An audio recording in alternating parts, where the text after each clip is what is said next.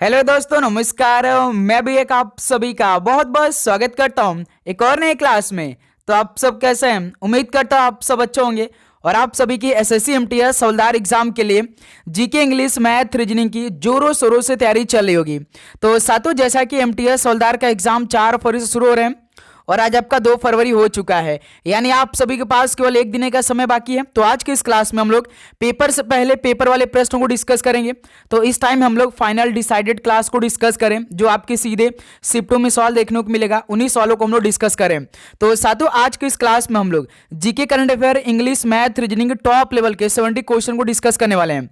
और आप सभी का टारगेट एक ही रहेगा कि आप सभी को परीक्षा हाल जाने से पहले जितने भी क्वेश्चन क्लास में हो रहे हैं उसको आपको तैयार करना है। यानी आज की इस क्लास में आपको पूरे 70 क्वेश्चन तैयार करना है। क्यों ना आपका एग्जाम 4 फरवरी से लेकर आने वाले शिफ्टों में होने वाला है, सभी क्वेश्चन को आपको अपने शिफ्ट में जाने से पहले तैयार ही करना है अच्छी तरीके से। आपको कुछ करना नहीं, बस क्वेश्चन को देखना है। पेन पेपर का आपको इस्तेमाल नहीं करना है, बस आपको क्वेश्चन को देखना है अच्छी तरीके से। पूरे क्वेश्चन को देखना है, क्लास का एक भी क्वेश्चन छोड़ना नहीं आप सभी को। ओके मेरे दोस्त, तो चलिए क्लास को स्टार्ट करते हैं। टारगेट हमारा 4 फरवरी क्वेश्चन पेपर रहने वाले हैं। अच्छी तरीके से आप अपने शिफ्ट में जाने से पहले ये टॉप लेवल के 70 क्वेश्चन तैयार करेंगे। ओके, देखिए पहला प्रश्न आपकी स्क्रीन पर।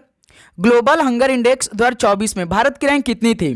ग्लोबल हंगर इंडेक्स 2024 में भारत की रैंक कितनी थी? तो भारत 105 नंबर की थी। ऑप्शन है बिल्कुल राइट आंसर है। नेक्स्ट अगला सवाल को देखेंगे, क्वेश्चन नंबर सेकंड को। मध्य अक्षांश के तटीय प्रदेशों में किस प्रकार के वन पाए जाते हैं? मध्य अक्षांश के तटीय प्रदेशों में किस प्रकार के वन पाए जाते हैं, बताएंगे आप सभी। तो शीतोष्ण सदाबहार प्रकार के वन पाए जाते हैं जो मध्य अक्षांश के तटीय प्रदेश हैं। डी ऑप्शन बिल्कुल राइट आंसर हो जाएंगे। नेक्स्ट अगला सवाल को देखेंगे, क्वेश्चन नंबर थर्ड को। भारत में पहली बार प्राक्कलन समिति गठन किस वर्ष में किया गया था? भारत में पहली बार प्राक्कलन समिति गठन किस वर्ष में किया गया था? तो 1950 में किया गया। बी ऑप्शन बिल्कुल राइट आंसर हो जाएंगे। अगला सवाल को देखेंगे, क्वेश्चन नंबर 4 को। कौन सा अनुच्छेद सर्वोच्च न्यायालय का अभिलेख न्यायालय का स्थान प्रदान करता है? कौन सा अनुच्छेद सर्वोच्च न्यायालय का अभिलेख न्यायालय का स्थान प्रदान करता है? तो अनुच्छेद 129 है। सी ऑप्शन बिल्कुल राइट आंसर है। अगला सवाल कॉल करेंगे, क्वेश्चन नंबर 5 को। भारतीय कृषि का किसी महत्वपूर्ण स्तर तक यंत्रीकरण किस कारण से संभव नहीं होता है? भारतीय कृषि का किसी महत्वपूर्ण स्तर तक यंत्रीकरण किस कारण से संभव नहीं होता है? तो जो छोटे जो जोत क्षेत्र होते हैं इसके कारण संभव नहीं होता है। तो ऑप्शन है बिल्कुल राइट आंसर हो जाएंगे। नेक्स्ट अगला सवाल को देखेंगे, क्वेश्चन नंबर 6 को। भारतीय अर्थव्यवस्था के संदर्भ में योजना बनाने के लक्ष्य के रूप में आधुनिकीकरण का उद्देश्य क्या नहीं था? भारतीय अर्थव्यवस्था के संदर्भ में योजना बनाने के लक्ष्य के रूप में आधुनिकीकरण का उद्देश्य क्या नहीं था? तो इसका एक ही उद्देश्य नहीं था, पश्चिमी जीवन शैली अपनाना नहीं था। बी ऑप्शन बिल्कुल राइट आंसर हो जाएंगे। अगला सवाल को देखेंगे, क्वेश्चन नंबर 7 को। समुद्री समीर बहती है दिन के समय, रात के समय, दोनों समय या मौसमी के केवल समय? समुद्री समीर बहती है तो ये दिन के समय बहती है। ऑप्शन है बिल्कुल राइट आंसर हो जाएंगे। अगला सवाल को देखेंगे, क्वेश्चन नंबर 8 को। उष्णकटिबंधीय परिस्थितियों का सर्वाधिक विस्तार किस महाद्वीप में पाया जाता है? उष्णकटिबंधीय परिस्थितियों का सर्वाधिक विस्तार किस महाद्वीप में पाया जाता है? तो ये अफ्रीका महाद्वीप में पाया जाता है। बी ऑप्शन राइट आंसर है। नेक्स्ट अगला सवाल को देखेंगे, क्वेश्चन नंबर 9 को। ग्रीष्म ऋतु में उच्च अक्षांशों में महासागरीय जल की लवणता क्या होती है? ग्रीष्म ऋतु में उच्च अक्षांशों में महासागरीय जल की लवणता क्या होती है? तो घट जाती है। ऑप्शन है बिल्कुल राइट आंसर हो जाएंगे। अगला सवाल को देखेंगे, क्वेश्चन नंबर। तो साथियों, आगे बढ़ने से पहले आप सभी को एसएससी एमटीएस हवलदार एग्जाम शिफ्ट में जाने से पहले ये एसएससी के नए पैटर्न पे सिलेक्शन वाले प्रश्न को एक बार जरूर पढ़ना है बहुत अच्छी तरीके से। इसमें सबसे पहले आपको जीके जिसके कंप्लीट देंगे। यदि आपका जैसे कि जीके जीएस में आपका हिस्ट्री, पॉलिटी, इकोनॉमिक्स या कुछ भी नहीं तैयार है तो आपको अलग अलग हम दे रहे हैं बहुत अच्छी तरीके से। GK GS complete with detail solution दे रहे हैं। स्टैटिक जीके में लगभग 2000 क्वेश्चन हम आपको प्रोवाइड कर रहे हैं। आप जानते हैं कि पेपर में आपके सबसे अधिक क्वेश्चन स्टैटिक ही आने वाले हैं, तो लगभग 2100 या 2300 क्वेश्चन हम आपको प्रोवाइड करेंगे। इंग्लिश का कंप्लीट पूरे जो कि आपका सिलेबस है, एक एक क्वेश्चन बाई हर एक टॉपिक से आपको इस पीडीएफ में मिलने वाला है। एक साल का पूरा करंट अफेयर बहुत ही शानदार तरीके से। रीजनिंग में यदि आपको कोई दिक्कत है तो पूरा इसको पढ़ लीजिए, देख लीजिए, केवल मैथ का कंप्लीट सोल्यूशन देख लीजिए। और इसके साथ हम आपको 40 टेस्ट दे रहे हैं भाई। 40 टेस्ट आपको खुद से लगाना है, आपको खुद से प्रैक्टिस करना है। ये भी आपको डिटेल सोल्यूशन मिलेगा। तो इस नंबर पर आपको मैसेज करना है। ये जो आपके सामने नंबर दिखाई दे रहा है, इस पर मैसेज करें। ये ऑफर आपके एग्जाम तक चलेगा, मात्र भाई 100 रुपीज़ का ये होने वाला आपके लिए। सबको अपने शिफ्ट में जाने से पहले ये PDF एक बार जरूर पढ़ना है, बहुत अच्छी तरीके से। यहाँ से आप अपने एग्जाम को क्रैक करने वाले बहुत आसानी से। तो इस नंबर मैसेज करिए भाई, तुरंत ये PDF अपने पास मंगाए। टीम आपसे बात करेगी, तुरंत प्रोवाइड करेगी। ओके, देखिए क्वेश्चन नंबर 10। दक्षिण भारत में पठारी प्रदेश को कौन सी नदी 2 भागों में विभाजित करती है? दक्षिण भारत में पठारी प्रदेशों को कौन सी नदी 2 भागों में विभाजित करती है? तो नर्मदा नदी है। बी ऑप्शन राइट आंसर है।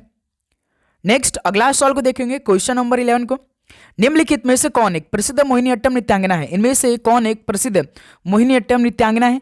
जैसे सीमा किरमानी, ये भरतनाट्यम से संबंधित है, ध्यान रखिएगा। मल्लिका साराभाई, ये तो काफी फेमस थी। किसमें? एक तो भरतनाट्यम में फेमस थी और दूसरी कुचिपुड़ी में, ये दोनों में फेमस थी। जो मल्लिका साराभाई थी, सुनंदा नायर जो है, यही मोहिनीअट्टम की फेमस नृत्यांगना है।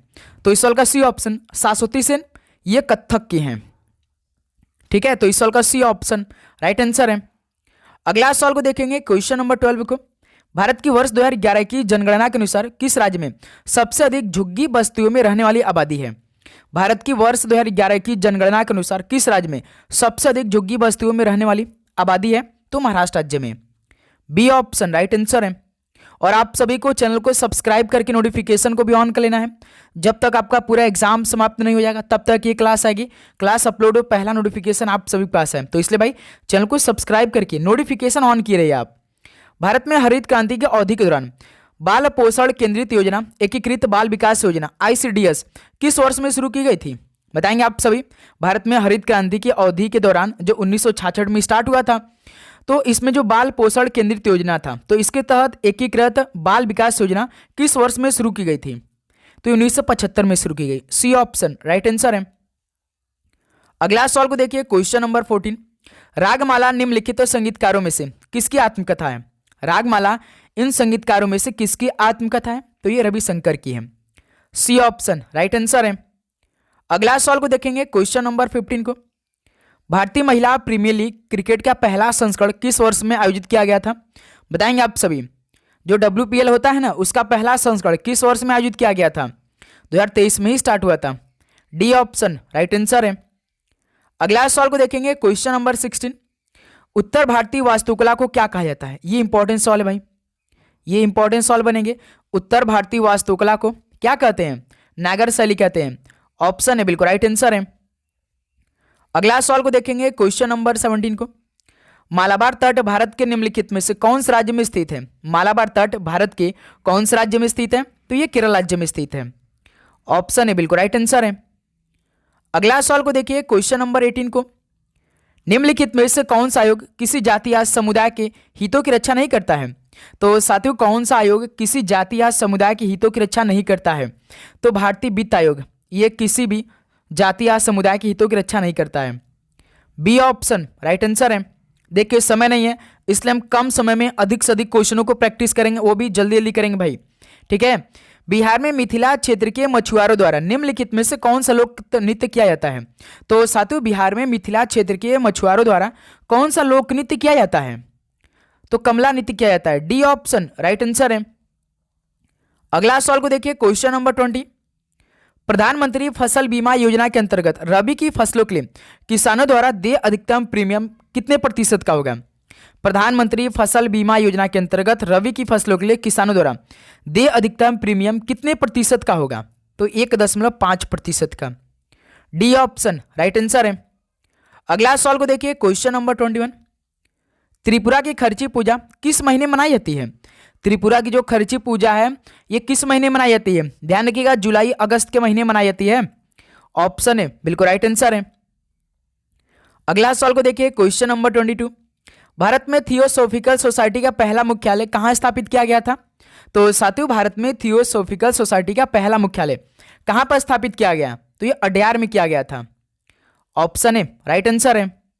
एक एक क्वेश्चन भाई इस क्लास का आपको तैयार करना है। लास्ट तक हम पूरे इंग्लिश क्वेश्चन तक जाएंगे। लास्ट के जो आपका 10 क्वेश्चन इंग्लिश के मिलेंगे वो बेस्ट लेवल के मिलेंगे भाई, ठीक है। अच्छी तरीके से वो क्वेश्चन आप तैयार करेंगे।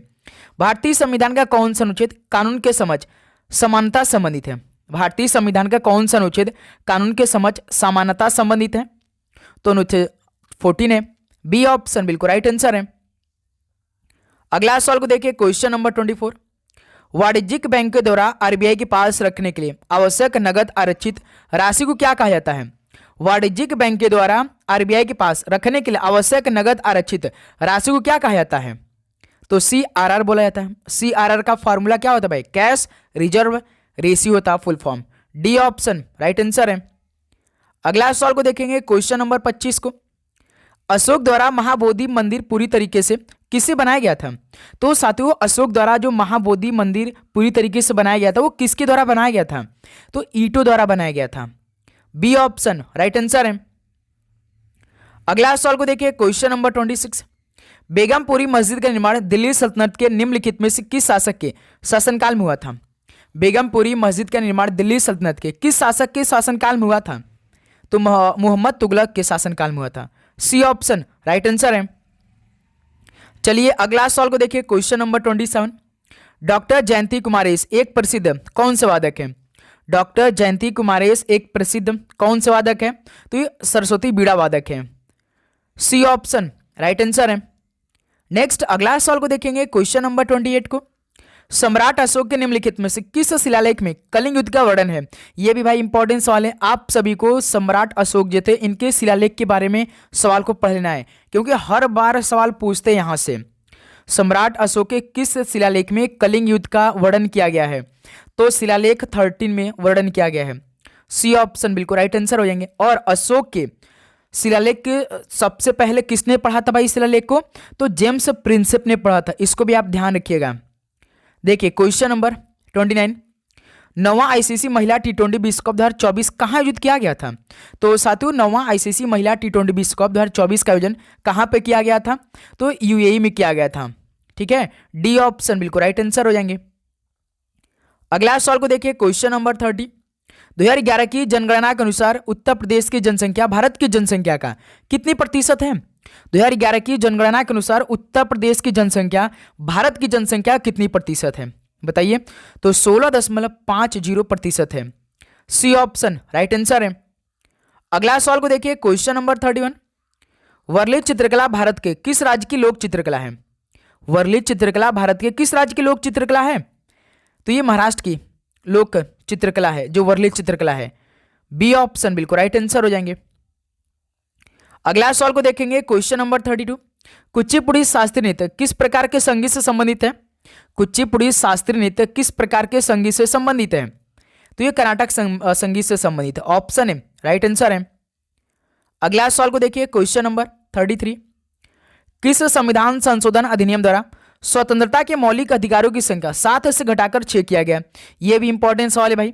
बताएंगे आप लोग कि किस संशोधन अधिनियम द्वारा स्वतंत्रता के मौलिक अधिकारों की संख्या 7 से घटाकर 6 किया गया? तो ध्यान रखिएगा, 44वां संविधान संशोधन के तहत। सी ऑप्शन राइट आंसर है। अगला सवाल को देखेंगे, क्वेश्चन नंबर 34 को। भारतीय स्वतंत्रता संघर्ष के दौरान निम्नलिखित में से किसने फ्री इंडियन लीजन नामक सेना बनाई? तो साथियों, भारतीय स्वतंत्रता संघर्ष के दौरान किसने फ्री इंडियन लीजन नामक सेना बनाई थी? बताएंगे आप सभी। तो सुभाष चंद्र बोस जी ने बनाई थी। सी ऑप्शन राइट आंसर हो जाएंगे। अगला सवाल को देखेंगे, क्वेश्चन नंबर 35 को।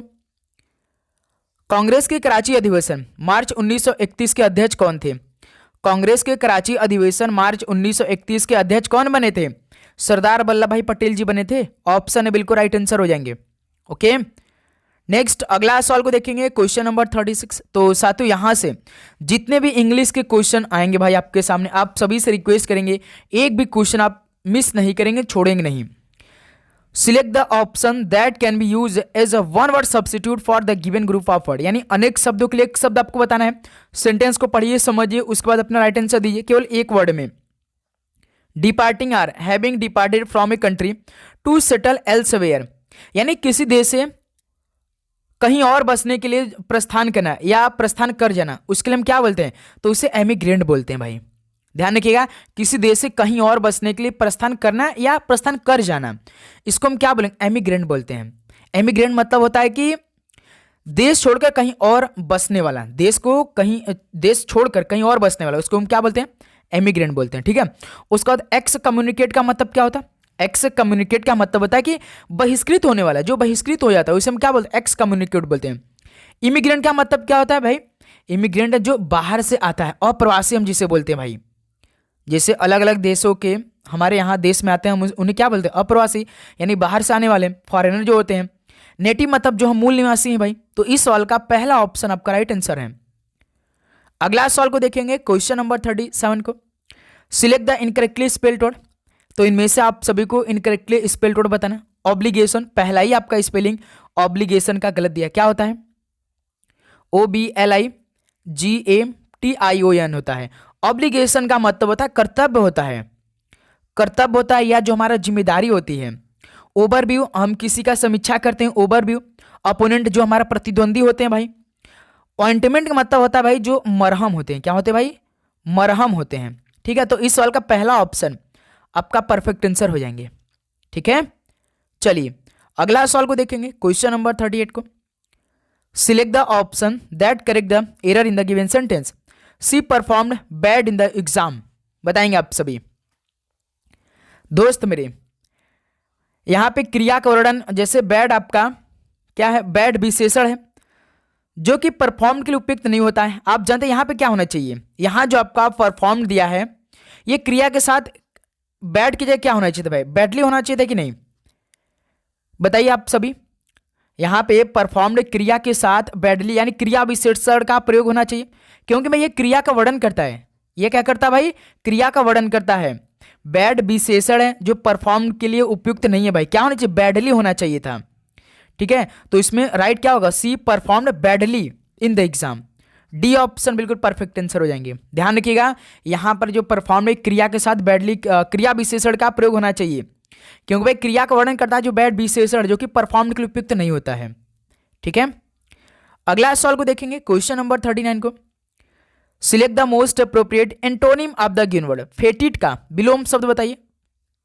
जैसे फेटिड का मतलब होता है बदबूदार। क्या होता है भाई? बदबूदार। ठीक है, तो इसका उल्टा क्या होगा? फ्रैग्रेंट हो सकता है क्या? सुगंधित। फ्रैग्रेंट का मतलब क्या होता है भाई? सुगंधित होता है। ठीक है, और फेटिग्यूड का मतलब क्या होता है? थका हुआ। जो हम थक जाते हैं उससे हम क्या बोलते हैं? फेटिग्यूड बोलते हैं। फाल्स मतलब गलत होता है भाई। फटल मतलब क्या होता है? घातक। ठीक है, तो इस सवाल का ऑप्शन है बिल्कुल परफेक्ट आंसर हो जाएंगे। अगला सवाल को देखेंगे, क्वेश्चन नंबर 40 को सॉल्व करेंगे अच्छी तरीके से। Select the most appropriate synonyms of the underlined word in the given sentence. I have a vague memory of meeting her many years ago. यानी आप सभी को पर्यायवाची शब्द बताना है वेग का, जो केवल अंडरलाइन वर्ड हुआ है, यही आपका वेग हुआ है। वेग का मतलब क्या होता है? अस्पष्ट। क्या होता? अस्पष्ट होता है या धुंधला होता है। ठीक है, तो इसका मतलब क्या हो जाएगा भाई? जैसे कि एविडेंट जो स्पष्ट होता है भाई, ये तो इसका एंटोनिम हो जाएगा, है ना। पेलुसिड का मतलब क्या होता है? बिल्कुल स्पष्ट। क्या होता है भाई? बिल्कुल स्पष्ट होता है। हैजी, हैजी मतलब जो अस्पष्टता को दर्शाता है, तो यानी यही हो जाएगा। वेग का मतलब हो जाएगा, सिनोनिम्स का मतलब हैजी हो जाएगा, यानी जो स्पष्टता को दर्शाता है। सिंबॉलिक का मतलब क्या होता है? सिंबॉलिक का मतलब होता है प्रतीकात्मक। प्रतीकात्मक होता है। ठीक है, तो इस सवाल का सी ऑप्शन परफेक्ट आंसर हो जाएंगे। अगला सवाल को देखेंगे आप लोग, क्वेश्चन नंबर 41 को सॉल्व करिए। Select the most appropriate options to fill in the blank. The teacher asked us to our essay for spelling and grammar errors. बताएंगे आप सभी भाई। शिक्षक ने हमसे भाई हमारे निबंधों में वर्तनी और व्याकरण की त्रुटियों को क्या करने के कहा? बताइए। रिवाइज करने के लिए कहा भाई, यानी पुनः जांच करने की, कहीं उसमें गलती ना हो। तो ऑप्शन बिल्कुल परफेक्ट आंसर हो जाएंगे भाई। एडवाइस देने के लिए तो बोलेंगे नहीं, सलाह तो देंगे नहीं हम लोग, या पहचानने के लिए तो बोलेंगे नहीं। रिकॉग्नाइज मतलब क्या होता है? पहचानना होता है। ठीक है, रिवॉल्व, रिवॉल्व का मतलब घूमने के लिए तो बोलेंगे नहीं भाई। ठीक है, ध्यान रखिएगा आप लोग। तो ये क्या होगा? Fill in the blanks, revise हो जाएगा। पहला ऑप्शन राइट आंसर है। अगला सवाल को देखेंगे आप लोग, क्वेश्चन नंबर 42 को। Select the option that can be used as a one word substitute for the given group of word. The act of talking to oneself often audibly इसका मतलब अपने आप से जो अक्सर सुनाई देने वाली आवाज में बात करने के काम को हम क्या बोलते हैं? भाई अपने आप से अक्सर सुनाई देने वाली आवाज में बात करने की क्रिया को हम क्या बोलते हैं? बताइए आप सब। ये मोस्ट इंपॉर्टेंट सवाल भाई, जितने अब इंपॉर्टेंट क्वेश्चन बनेंगे भाई सीधे वो क्लास में होगा। ध्यान रखिए, डेली क्लास आपको करनी है। मोनोलॉग का मतलब क्या होता है भाई? एक तरफा भाषण होता है। मोनोलॉग का मतलब होता है कि एक तरफा भाषण। डायलॉग मतलब क्या होता है? जो हम लोग क्या करते हैं भाई, भाषण देते हैं, है ना। सॉलिलोक्यू बोलेंगे। क्या बोलेंगे भाई? सॉलिलोक्यू बोलेंगे। इसका मतलब जो खासकर थिएटर में उपयोग होता है, जो भाई खासकर जो थिएटर में इस्तेमाल होता है, जो खुद से सुनाई देती है भाई, तो सी ऑप्शन परफेक्ट आंसर हो जाएंगे इस सवाल का। ठीक है। सॉलिट्यूड का मतलब जो अकेलापन हम महसूस करते हैं, सॉलिट्यूड उसे बोलते हैं। ठीक है। अगला सवाल को देखिए, question number 43। Select the most appropriate antonym of the given word. सो का बताइए उल्टा क्या होगा भाई? आपको याद करना है सभी क्वेश्चन का आंसर। बताइए सो का। सो मतलब क्या होता है? दिखाना। सो मतलब होता है भाई दिखाना। ठीक है, या खुला हुआ। ठीक है, तो इसका उल्टा क्या होगा? कवर हो जाएगा भाई, क्योंकि कवर मतलब होता है ढकना। कवर का मतलब होता है ढकना। एग्जिबिट मतलब जो हम प्रदर्शित करते हैं, एग्जिबिट का मतलब होता है भाई प्रदर्शित करना। रजिस्टर जो हम किसी चीज को दर्ज कर लेते हैं। डिस्प्ले यानी दिखाना। डिस्प्ले मतलब होता है दिखाना। तो इस सवाल का ऑप्शन है बिल्कुल राइट आंसर हो जाएंगे। अगला सवाल को देखिए, क्वेश्चन नंबर 44 को। Select the incorrectly spelled word. इनमें से कौन सा इनकरेक्ट स्पेलिंग भाई बताएंगे आप सभी। इक्सा एग्रेट का मतलब क्या होता है? स्पेलिंग ठीक भाई, अतिरंजना करना भाई। क्या होता है? अतिरंजना करना। एकोमोडेट का मतलब क्या होता है? समायोजित करना। क्या होता है भाई? समायोजित करना होता है। ठीक है। उसके बाद आपका एक्सबरेंट दिया है। एक्सबरेंट मतलब क्या होता है? उत्साहपूर्ण होता है। प्रिजर्व, लेकिन उसका स्पेलिंग क्या होता है भाई? PER होता है। उसके बाद SEVERE होता है, पर सैबरे होता है, मतलब कि दृढ़ रहना। क्या भाई? दृढ़ रहना। आपको क्लास में दृढ़ रहना है, पेपर में बिल्कुल दृढ़ता के साथ एग्जाम में बैठकर अच्छे से सभी क्वेश्चन को सॉल्व करना है। रिलैक्स होकर आपको एग्जाम देना है भाई। ठीक है, टेंशन आपको नहीं लेना है। Your sibling accidentally broke your favourite vase, which of the following might you use to tell them not to worry about it.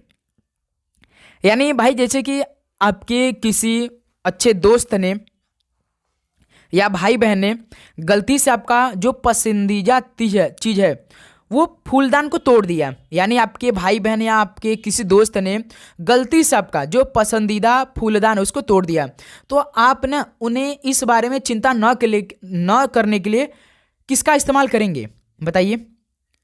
जैसे भाई आपका कोई अच्छा चीज़ है किसी ने तोड़ दिया है, तो आप उसे कैसे समझाएंगे कि आपको टेंशन लेने की जरूरत नहीं है, आप बिल्कुल घबराइए नहीं, कोई बात नहीं। तो उसके लिए आप क्या बोलेंगे? तो उसके लिए हम एक ही इस्तेमाल करेंगे, don't cry over split milk बोलेंगे भाई। एक ओके, ऑप्शन बिल्कुल राइट आंसर हो जाएंगे। जब कोई गलती से हो जाए और उसे लेकर चिंता न करने को बोलते हैं तो हम क्या बोलते हैं? Don't cry over split milk बोलते हैं। सेलो ब्रुक आर नॉइसी, इसका मतलब कि जल स्रोत पर कहावत। ठीक है। उसके बाद bite the bullet. Bite the bullet का मतलब होता है कठिनाई सहने के लिए। ठीक है। You are walking on air, यानी खुश होने के लिए भाई। ठीक है, ऑप्शन इस सवाल का परफेक्ट आंसर होंगे भाई। अगला सवाल को देखेंगे आप लोग, क्वेश्चन नंबर 46 को। 4 एक निश्चित तर्क का अनुसरण करते हुए 15 संबंधित है। 15 उसी तर्क का अनुसरण करते हुए 48 संबंधित है। उसी तर्क का अनुसरण करते हुए 7 निम्नलिखित में से किससे संबंधित है? सॉल्व करिए भाई। जैसे 4 का रिलेशन 15 दिया है, यानी 4 में 3 का मल्टीप्लाई करेंगे 12, 12 में 3 जोड़ देंगे तो 15 हो जाएगा। उसी प्रकार 15 का 48 दिया है, 15 में 3 का मल्टीप्लाई करेंगे 45, 45 में 3 जोड़ देंगे तो 48 हो जाएगा। यानी पहले 3 का मल्टीप्लाई फिर प्लस 3 करना है। पूछा कि इसका 7 का, तो 7 में पहले हम 3 का मल्टीप्लाई करते हैं, प्लस 3 कर देते हैं। 7 3 21 3 24, यानी इस सवाल का डी ऑप्शन बिल्कुल राइट आंसर हो जाएंगे। यहां तक आप सभी किसी प्रकार का आपत्ति समझ में आया? इसमें 3 का गुणा प्लस 3 कर रहा है। ओके, नेक्स्ट अगला सवाल को देखेंगे, क्वेश्चन नंबर 47 को। OD11 एक निश्चित प्रकार से KH15 संबंधित है, ठीक उसी प्रकार ID5 EH9 से संबंधित है। समान तर्क का अनुसरण करते हुए LK13 निम्नलिखित में से किससे संबंधित है? दोस्त मेरे आप सभी से LK3 का कोड पूछा है, क्या बनेगा? OD11। हम आपको हर क्लास में बोलते हैं जब भी अक्षर और नंबर साथ में दे तो सबसे पहले आप सभी को नंबर सॉल्व करना है।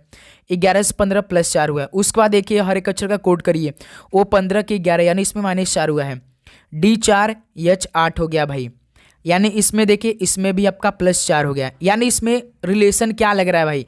-4 +4 +4, यानी पहले अक्षर में -4 हुआ है, फिर उसका दूसरा का अक्षर में +4, फिर नंबर में +4 हुआ है। दूसरा चेक करते हैं ID5। ID5 जो है वो EH9 से संबंधित है। 5 से 9 +4 हुआ है। I9 E आपका 5 है, तो इसमें देखिए -4।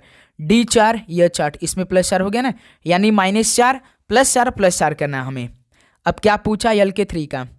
LK3 -4 भाई, फिर इसके बाद +4, यही करना है। 7 आएगा नंबर, H होता 8, 8 4 12, 12 पे कौन अक्षर रहता है? यल आता है ना, यल होता है 12, 12 में 4 घटा देंगे 8, 8 पे H आता है। HL7। एक सेकंड भाई, कहाँ पर मिस्टेक हुई भाई? HL आ रही है हमारी, तो भाई कहीं भी मिस्टेक हुई है भाई? एक सेकंड, हमसे पूछा LK3 का पूछा भाई, एक सेकंड भाई, हम LH क्यों लिख दे रहे भाई? यही भी मिस्टेक हो रही भाई। अब देखिए आ जाएगा भाई, जैसे इसमें -4, इसमें +4 और ये +4, ये 7 हो जाएगा भाई। 11 4 15, 15 पे O हो जाएगा। अब देखिए 12 में 4 घटा 8, 8 पे H हो जाएगा। HO7 देखिए पहला ऑप्शन, वही तो समझ में नहीं आ रहा था भाई, तो ऑप्शन इस सॉल्व का बिल्कुल परफेक्ट आंसर हो जाएंगे। क्लियर? अगला सॉल्व को देखेंगे, क्वेश्चन नंबर 48 को। एक निश्चित कूट भाषा में गोल्फ को 1286 के रूप में कूटबद्ध किया था, उल्फ को 6428 के रूप में कूटबद्ध किया था, उस भाषा में W के लिए कूट क्या बनेगा? दोस्त मेरे जैसे देखिए W का कोड पूछा, पहले GOLF, गोल्फ में 4 अक्षर है तो इसके अलग 4 कोड दिया है। 1286 WOLF, उल्फ में 4 अक्षर है तो इसके लिए अलग 4 कोड पूछा। किसका? W का। W का पूछा है तो कॉमन चिकन, लेकिन गोल्फ में देखिए W है नहीं, केवल उल्फ में W है, इसका मतलब हमारा आंसर इसी में आएगा, हमारा आंसर इसमें नहीं आएगा भाई। आप एक लॉजिक लगाइए कि हम W का कोड निकालने चाह रहे हैं, जिसमें W रहेगा उसी में आंसर आएगा ना, क्योंकि इसमें कॉमन नहीं मिल रहा है। तो देखिए इस जो गोल्फ है 1 2 8 6, इसमें से कोई नंबर नहीं होगा, तो ऑप्शन देखिए तुरंत काटिए। जो जो गोल्फ में नंबर है, जैसे कि देखिए 2 है, इसमें 8 भी है, 6 है, बस आपका कौन सा बच रहा है? C बच रहा है, तो यही आंसर हो जाएगा। देखिए बिल्कुल परफेक्ट आंसर भाई। दूसरा का मेथड आप अप्लाई करने जाएंगे कॉमन वाला, तो इसी तरह कॉमन निकालेंगे, तो क्यों ना भाई हम ऐसे डायरेक्ट कर लेते हैं, ये हमारे लिए और भी जल्दी हो जाएगा। ठीक है, चलिए अगला सवाल को देखेंगे आप लोग, क्वेश्चन नंबर 49 का राइट आंसर। ये बेस्ट लेवल का सवाल है, इसे आप सॉल्व करिए अच्छी तरीके से। सभी दोस्त बहुत ही शानदार तरीके से इस सवाल को सॉल्व करेंगे। ABCDEF और G एक वृत्ताकार मेज के चारों ओर केंद्र की ओर मुख करके बैठे हैं। जैसे एक वृत्ताकार ये मेज है, 7 लोग हैं भाई A से लेकर G तक, यानी 1 2 3 4 5 6 7, 7 लोग को बैठाना हमें इस पंक्ति में भाई। सवाल क्या पूछा? A की बाईं ओर गिनती करने पर A और B के बीच केवल 2 व्यक्ति बैठे। A के बाईं ओर से, यानी दोस्त मेरे हम A को यहाँ बैठा लेते हैं, तो A के बाईं ओर हमें देखना है, यानी इधर A का बाईं हो जाएगा, यहाँ तो राइट साइड हो जाएगा, ये राइट साइड हो जाएगा, ये दायां साइड, ये लेफ्ट यानी बायां साइड हो जाएगा। यानी A के बाईं ओर गिनती करने पे A और B के बीच केवल 2 व्यक्ति, यानी B को अब हमें यहाँ बैठाना पड़ेगा, तभी तो भाई A के बाईं ओर गिनती करने पर A और B के बीच 2 व्यक्ति आ रहे हैं। ठीक है, ये क्लियर हो गया। दूसरा लाइन पढ़िए, G और F दोनों एक निकटतम पड़ोसी भाई, G और F दोनों एक निकटतम पड़ोसी, यानी G को यहाँ बैठा दीजिए, F को यहाँ बैठा दीजिए, तभी तो भाई G और F दोनों एक के निकटतम पड़ोसी होंगे। ये भी लाइन क्लियर है। C जो है वो E के ठीक बाईं ओर बैठा है, E के ठीक बाईं ओर C बैठा है, E के ठीक बाईं ओर C बैठा है, तो कहाँ बैठा दिया जाए भाई? मान के चलिए कि सवाल दिया कि E के ठीक C बैठा है, वो भी बाईं ओर बैठा है, यानी अब हमें बैठाना पड़े E के ठीक बाईं ओर, यानी E को यहाँ बैठा लेते हैं भाई, E के जस्ट बाईं साइड में C, यानी यहाँ हो जाएगा भाई। ये भी लाइन हो गया। D के दाईं ओर से गिनती करने पर D और G के बीच में केवल 2 व्यक्ति बैठे हैं। D के दाईं ओर से गिनती पर D और G के बीच में, एक सेकंड भाई, D की दाईं ओर गिनती करने पर, यानी दोस्त भाई यहाँ पे पहले हम इस लाइन को ना करके पहले डी वालों को कंप्लीट कर लेते हैं। डी के दाएं ओर गिनती करने पर डी और जी के बीच केवल दो व्यक्ति, जी तो ऑलरेडी बैठा है तो डी को यहाँ बैठाएंगे, तभी तो भाई इनके बीच में दो व्यक्ति हो जाएंगे। ठीक, अब अभी देखिए हमारा एक लाइन छूटा है, ई जो है ई के ठीक बाईं ओर सी बैठा है, तो हम सवाल को पहले चेक लेते हैं। सवाल हमसे पूछा क्या, एफ के बाईं ओर गिनती करने पर एफ और ई के बीच में कितने व्यक्ति बैठे हैं। एक सेकंड भाई, ये थोड़ा सा सवाल क्रिटिकल बना है हमारे लिए। एफ के बाईं ओर से गिनती करने पर ई और एफ के बीच कितने व्यक्ति बैठे हैं। एफ के बाईं ओर गिनती पर ई अभी थी तो बैठा नहीं कहीं भाई, ये तो लगता नहीं बैठा, फिर से हमें बनाना पड़ेगा भाई। अब फिर से हमें कहीं और बैठाना पड़ेगा भाई, ये तो नहीं बैठे हैं। A B C D E F G, ठीक है। ए के बाईं ओर गिनती करने पर ए और बी के बीच केवल दो व्यक्ति बैठे हैं, यानी इस बार हम ए को यहाँ बैठा के देख लेते हैं भाई। ए के बाईं ओर गिनती करने पर ए और बी के बीच, यानी बी यहाँ आएगा भाई इसका लेफ्ट साइड से देखने पर, ठीक है। जी और एफ दोनों ए के निकटतम पड़ोसी हैं। इस बार हम उल्टा करेंगे भाई, जी को यहाँ बैठाएंगे, एफ को यहाँ बैठा लेते हैं, ठीक है। ये भी लाइन क्लियर हो गया। फिर उसका देखिए सी जो है ई के ठीक बाईं ओर बैठा है, दोस्त मेरे ई के ठीक बाईं ओर सी बैठा है, यानी ई को हम जब यहाँ बैठाएंगे तो सी यहाँ आ जाएगा भाई।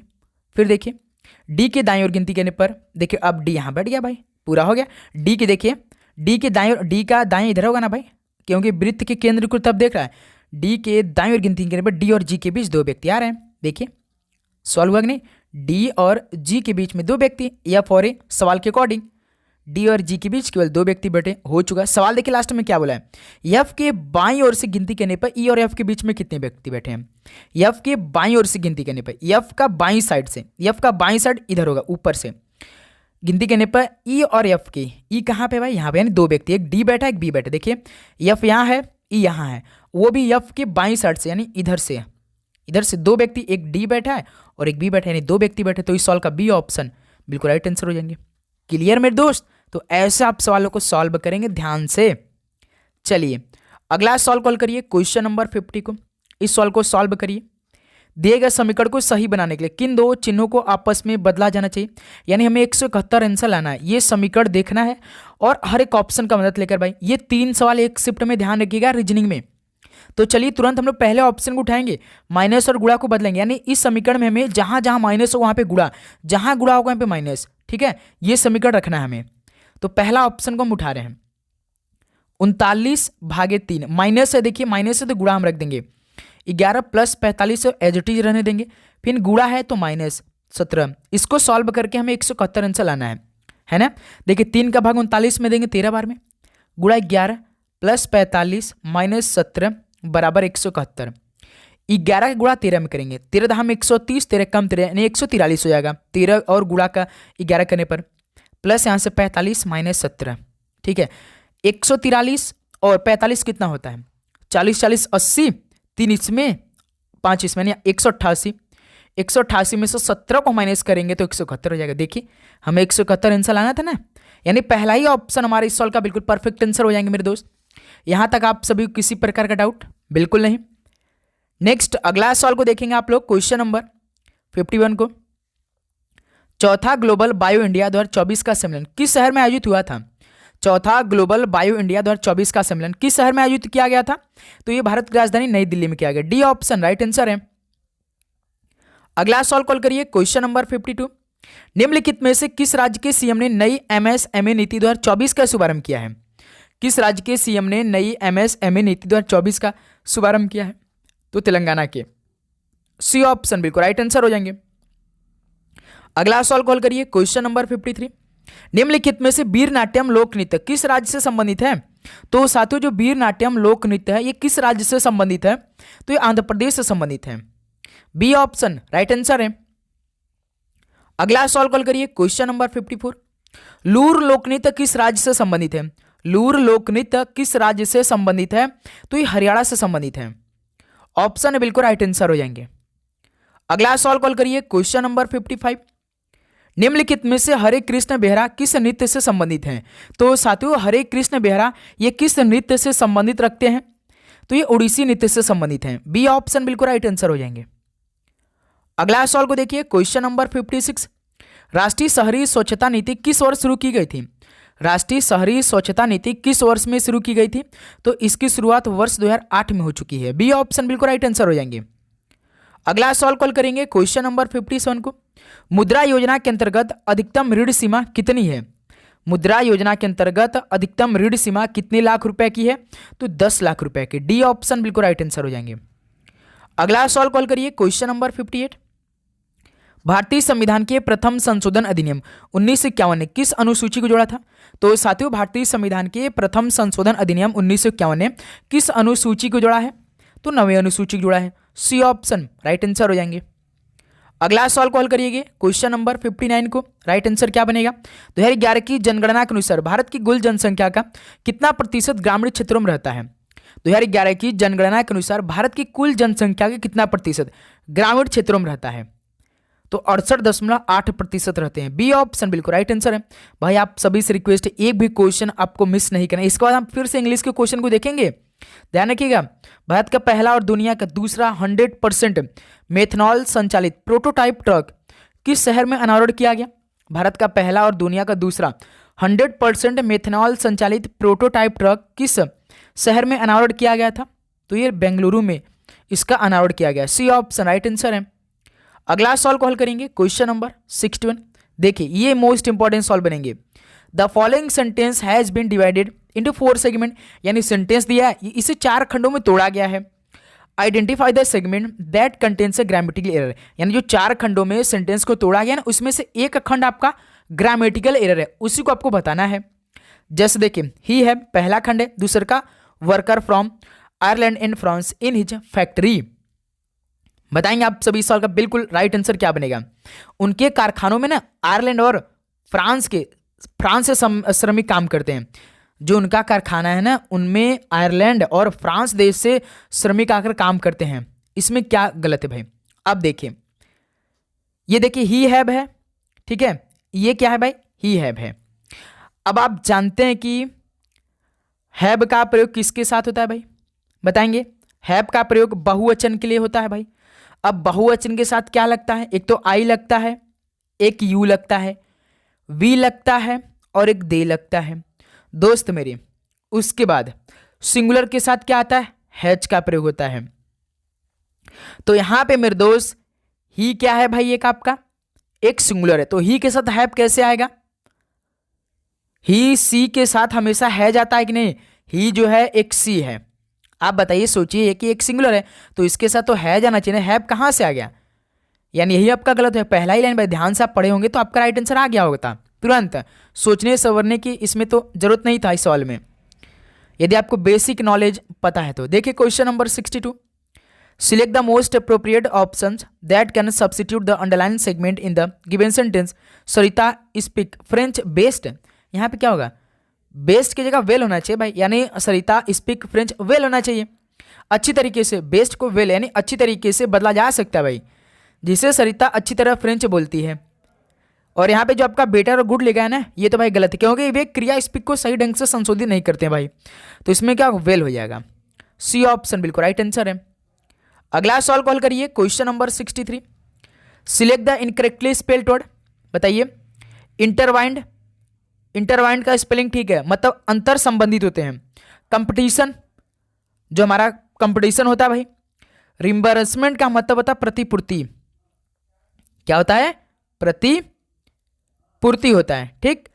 कमेंडेशन, कमेंडेशन का मतलब होता है प्रशस्ति या प्रशंसा, लेकिन उसका स्पेलिंग COMMENDATION कमेंडेशन होता है। ये स्पेलिंग होता है भाई कमेंडेशन का। देखिएगा, डी ऑप्शन बिल्कुल राइट आंसर है। अगला सवाल को देखिए भाई, क्वेश्चन नंबर 64 को। Select the most appropriate meaning of the given idiom bells and whistles. इस मुहावरे का अर्थ आप सभी दोस्त बताएंगे, क्या बनेगा भाई? जैसे बेल एंड व्हिसल का मतलब होता है कि आकर्षक लेकिन अनावश्यक सुविधाओं। तो भाई यानी अट्रैक्टिव, अट्रैक्टिव तो लेकिन unnecessary feature added to product. भाई आकर्षक है लेकिन अनावश्यक सुविधाओं से भरा हुआ है, यानी वो अट्रैक्टिव प्रोडक्ट है लेकिन कोई मतलब नहीं, उसमें जो फीचर एडेड हुआ ना वो कोई मतलब नहीं है, किसी चीज का मतलब नहीं। तो B option is right answer हो जाएंगे।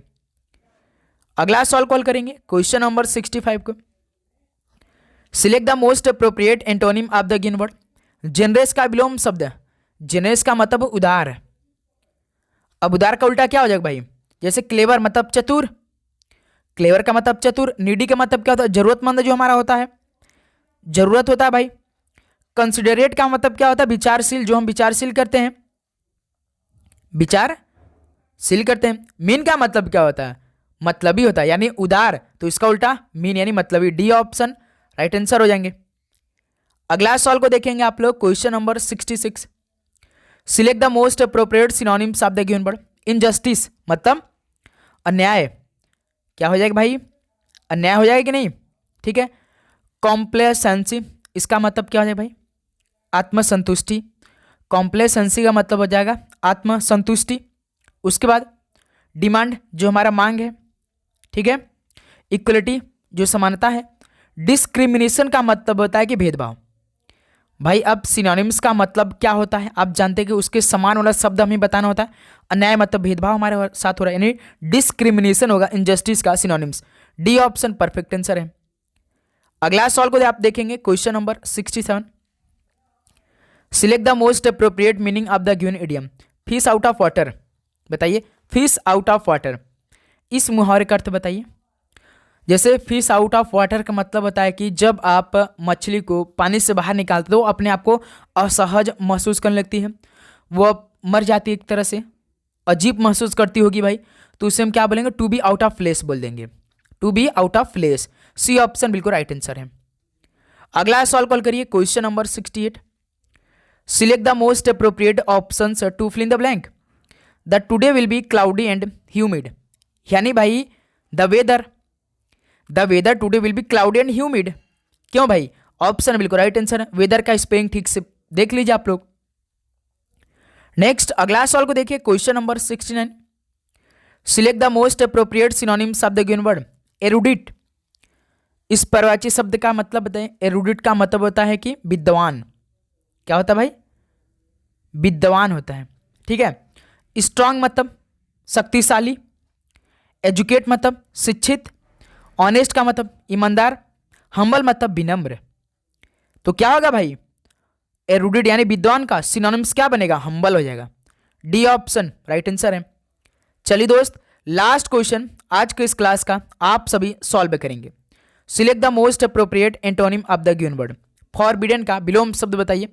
फॉरबिडन का मतलब होता है निषिद्ध, क्या होता है भाई? निषिद्ध होता है, ठीक है। प्रोटेक्टेड का मतलब क्या होता है? संरक्षित करना होता है, ठीक है। बैन मतलब किसी चीज को प्रतिबंधित करना, उल्टा बताना, यानी फॉरबिडन का सिनोनिम्स बैन हो सकता है भाई, है ना। उसके बाद प्रिवेंट मतलब किसी चीज को रोका गया भाई। अलो यानी अनुमति देना, यानी डी ऑप्शन। निषिद्ध किसी को रोकना है तो उसको अनुमति हो जाएगा, इसका उल्टा। डी ऑप्शन परफेक्ट आंसर है। तो साथियों फाइनली 70 क्वेश्चन कंप्लीट हो चुके हैं। अब बताइए साथी कि आप सभी का आज के सेशन से किसी भी क्वेश्चन पे डाउट हुआ?